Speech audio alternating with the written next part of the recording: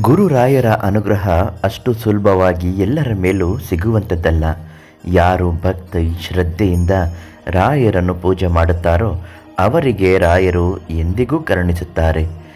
ರಾಯರ ದೇವಸ್ಥಾನಕ್ಕೆ ಹೋಗಿ ನಾವು ತಿಳಿಸುವ ಹಾಗೆ ಕೆಲವು ನಿಯಮಗಳ ಅನುಸಾರ ಭಕ್ತಿ ಮತ್ತು ಪೂಜೆ ಪ್ರಾರ್ಥನೆಗಳನ್ನು ಮಾಡಿದರೆ ಆ ವ್ಯಕ್ತಿಗೆ ರಾಯರ ಅನುಗ್ರಹ ಸಂಪೂರ್ಣವಾಗಿ ಆಗುವುದಲ್ಲದೆ ಆ ವ್ಯಕ್ತಿಯ ಪ್ರತಿಯೊಂದು ಕಷ್ಟಗಳನ್ನು ಸಾಕ್ಷಾತ್ ರಾಯರೇ ಖುದ್ದು ನಿಂತು ನಿವಾರಣೆ ಮಾಡುತ್ತಾರೆ.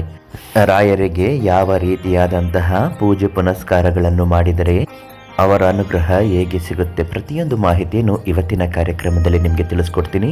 ಅದಕ್ಕಿಂತ ಮೊದಲು ನೀವಿನ್ನೂ ನಮ್ಮ ಚಾನಲನ್ನು ಸಬ್ಸ್ಕ್ರೈಬ್ ಮಾಡಿಲ್ಲ ಅಂದರೆ ದಯವಿಟ್ಟು ಸಬ್ಸ್ಕ್ರೈಬ್ ಮಾಡಿ.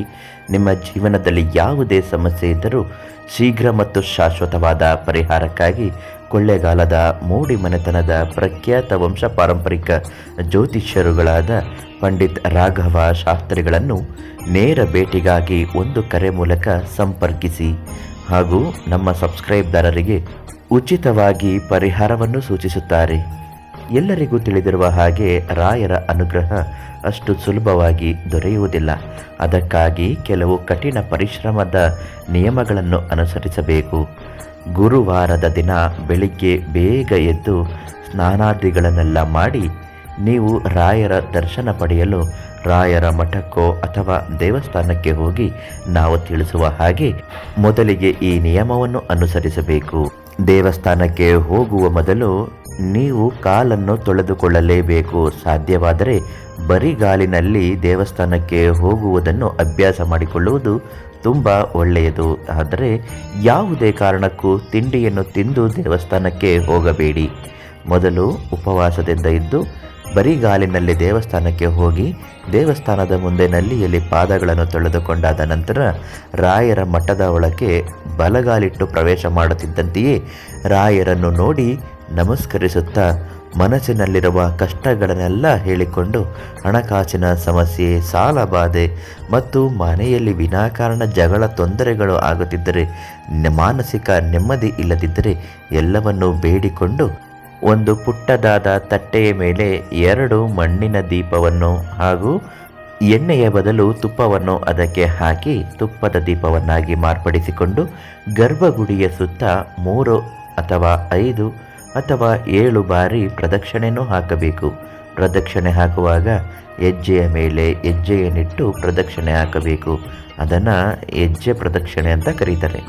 ಪ್ರತಿಯೊಂದು ಹೆಜ್ಜೆ ಇಡುವಾಗಲೂ ಓಂ ಶ್ರೀ ಗುರು ರಾಘವೇಂದ್ರಾಯ ನಮಃ ಅಂತ ಹೇಳಿಕೊಂಡು ಪ್ರದಕ್ಷಿಣೆಯನ್ನು ಹಾಕಬೇಕು. ಪ್ರದಕ್ಷಿಣೆ ಹಾಕಿದ ನಂತರ ಮತ್ತೆ ಮಂಗಳಾರತಿಯನ್ನು ನಿಮ್ಮ ಕೈಯಿಂದ ನೀವೇ ರಾಘವೇಂದ್ರ ಬೃಂದಾವನಕ್ಕೆ ಮಾಡಬೇಕು. ಮಾಡುವಾಗ ಕಷ್ಟಗಳನ್ನೆಲ್ಲ ಹೇಳಿಕೊಂಡು ಆದಷ್ಟು ಬೇಗ ಪರಿಹಾರ ಆಗುವಂತೆ ಮಾಡು. ನಮ್ಮ ಜೀವನದಲ್ಲಿ ಎಂದೂ ಯಾವುದಾದರೂ ತಪ್ಪು ಮಾಡಿದರೆ ಆ ತಪ್ಪುಗಳನ್ನೆಲ್ಲ ಕ್ಷಮಿಸಿ ಕೈ ಹಿಡಿದು ಮುನ್ನಡೆಸು ಎಂದು ಬೇಡಿಕೊಂಡು ನೀವು ಈ ಕೆಲಸವನ್ನು ಮಾಡಬೇಕು. ಹಾಗೂ ರಾಯರ ಮಂತ್ರಾಕ್ಷತೆಯನ್ನು ತೆಗೆದುಕೊಂಡು ನೀವು ಅದನ್ನು ನಿಮ್ಮ ಪರ್ಸಿನಲ್ಲಿ ಅಥವಾ ಜೇಬಿನಲ್ಲಿ ಒಂದು ಪುಟ್ಟದಾದ ಕವರ್ನೊಳಗಿಟ್ಟುಕೊಂಡು ನೀವು ಮುಂದಿನ ವಾರ ಬರುವ ತನಕ ಆ ಅಕ್ಷತೆಯನ್ನು ನಿಮ್ಮ ಜೊತೆಯಲ್ಲೇ ಇರುವ ಹಾಗೆ ನೋಡಿಕೊಳ್ಳಬೇಕು. ಪ್ರತಿ ಗುರುವಾರ ಇದನ್ನು ಮಾಡುತ್ತಾ ಬನ್ನಿ. ಕನಿಷ್ಠ ಪಕ್ಷ 21 ಗುರುವಾರ ಮಾಡಿ. ಜೀವನ ಪೂರ್ತಿ ಪ್ರತಿ ಗುರುವಾರ ಮಾಡಿದರೆ ಇನ್ನೂ ತುಂಬ ಒಳ್ಳೆಯದು. ರಾಯರ ಅನುಗ್ರಹ ನಿಮ್ಮ ಮೇಲೆ ಸದಾ ಇರುತ್ತೆ. ಹಾಗೂ ರಾಯರು ಯಾವಾಗಲೂ ನಿಮ್ಮ ಜೊತೆಯಲ್ಲೇ ಇದ್ದು ನಿಮ್ಮ ಕಷ್ಟ ಸುಖಗಳನ್ನು ಭಾಗಿಯಾಗುತ್ತಾರೆ.